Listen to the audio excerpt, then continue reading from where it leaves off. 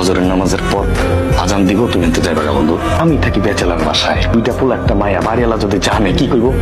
আমি এগুলো নিতে পারবো না, ওরে তো কি ভাববো তুয়া। আসসালামু আলাইকুম আঙ্কেল। ওয়ালাইকুম আসসালাম। মামুনি, তুমি এখানে? এগুলো তো আমার হাজবেন্ডের বাসা। ওই রাব্বি তোমার হাজবেন্ড? না না আঙ্কেল, রাব্বি ভাই আমার হাজবেন্ড না, উনি আমার হাজবেন্ডের ফ্রেন্ড হয়। তোমার হাজবেন্ডের নাম কি? অয়ন।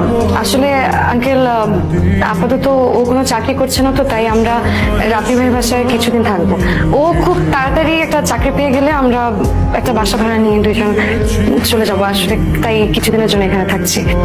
হ্যালো বন্ধু, কেমন আছিস বল? আর ভালো, তুই কি ভালো থাকতে দিছস? মেয়ের বিয়ে দিলি একবারও বন্ধুরে জানাইলি না। শোন, তুই কিন্তু একটা সোনার টুকরা জামাই পাইছস। ওই ছেলে আমার একটা অনেক বড় উপকার করছে। বাড়িওয়ালা আঙ্কেল আসছিল আজকে বাসায়। আপনি বুঝতেছেন এখন কি ঝামেলাটা হবে? আপনাকে দেখে ফেলছে। আপনি তো অস্থির হচ্ছেন কেন? অস্থির হব না কেন? আপনি বুঝতেই পারতেছেন না এখন কি ঝামেলাটা হবে? কোনো ঝামেলা হবে না, বাড়িওয়ালা আঙ্কেল আমার বাবার বন্ধু। তাহলে তো আরো বেশি ঝামেলা হবে। আরে আমি বললাম না কোনো ঝামেলা নেই, আপনি যে ফ্রেশ হয়ে আসেন, আমি খাবার বেড়ে দিচ্ছি। আমার আসলে এইভাবে এখানে আসা উচিত হয়নি, মাফ করে দিও বাবা। তুই আমাকে মাফ করে দিস। আমি তোর বিয়ের ব্যাপারে একটা ভুল সিদ্ধান্ত নিচ্ছিলাম তোর মায়ের কথা শুনে। আসলে তুমি আমার বন্ধুর মেয়ের জামাই, তুমি একটা ব্যাচেলার ফ্ল্যাটে থাকবা, এটা আমার জন্য খুবই অপমানজনক। নিচে আমার একটা ফ্ল্যাট খালি আছে, ওখানে থাকবা, কিন্তু ফিরি না। এই তোমা কার্ড দিয়েছি, ওই কার্ডের ঠিকানা মতো যাবা, তোমার চাকরির সমস্ত ব্যবস্থা করা আছে। প্রথম বেতন দিয়ে তুমি বাসা সাজাবা, তৃতীয় মাসের বেতন আমাকে দেবা। তাহলে কাল থেকে অফিসে জয়েন করে ফেলো। জি স্যার। নো স্যার, তুমি আমাকে আঙ্কেল বলেই রাখবে। জি আঙ্কেল। তনু সাহেব, অয়ন আমাদের অফিসে নতুন জয়েন করেছে, প্রথম প্রথম কাজে একটু হেল্প করবেন। জি স্যার। বাবা, মা, এখানে আমি তোর দাদির দেয়া বালা দুটো বিক্রি করে 50,000 টাকা তোর বাবার হাতে দিয়ে বলেছিলাম তুমি এই টাকা দিয়ে একটা বাসা ভাড়া করো, তারপরে মানুষের বাসা কাজ করে আমরা খাবো। আর অপমান সহ্য হইতেছে না, এই বাসা থাকতে পারতেছি না। ওই টাকা তোর বাবার হাতে বড় বৌমা দেখে আমাদেরকে মিথ্যা চুরি করতে দেয়।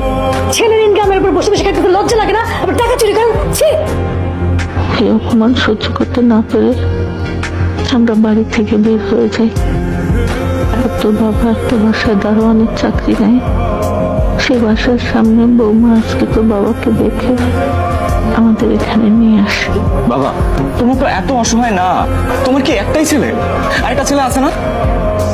না, আমাকেও তো একটু জানাইতে পারতা।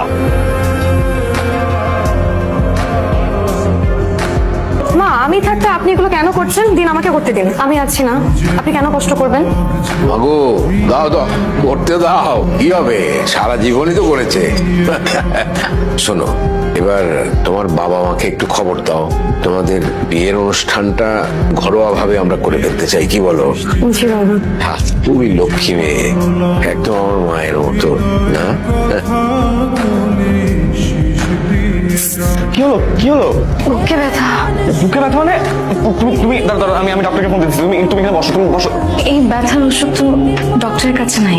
জীবনে অনেক ছেলে দেখেছি, কিন্তু কোনোদিন কোনো ছেলেকে দেখে না এরকম বুকে ব্যথা ওঠে নাই।